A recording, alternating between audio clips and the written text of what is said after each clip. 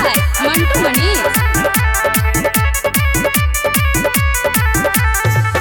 नाच सहिला के सब भूला के आज भसान हवे अरे भाई। नाच सहिला के गम भूला के आज भसान हवे। जय बोली सरस्वती मैया के इहे पहचान हवे। नाच सहिला के गम भूला के आज भसान हवे। नाच सहिला के गम भूला के आज भसान हवे।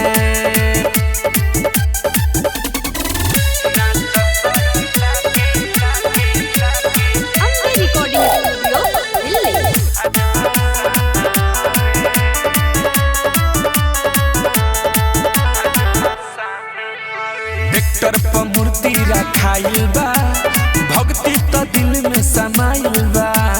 माथे अबिरिया तो लागल बा, सुंदर समय आइल बा।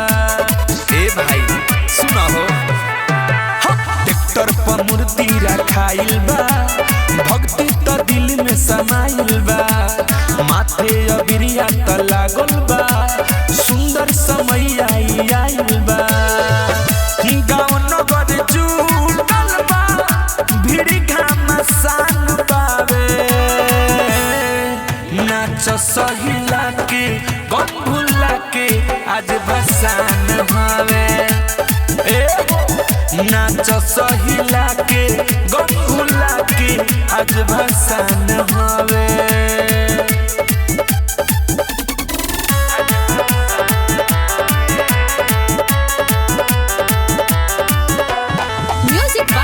Mantu Manish।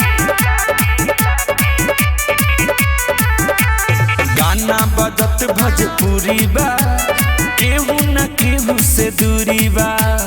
राइटर राकेश अलबेला हो, झूमल आज तो जरूरी बा।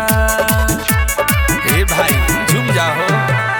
गाना बजत भोजपुरी बा, केहू न केहू से दूरी बा। राइटर राकेश अलबेला हो, झूमल आज तो जरूरी बा। के नइखे जानत माई के महिमा महान हवे। नाच सहिला के सब भूला के आज भसान हवे।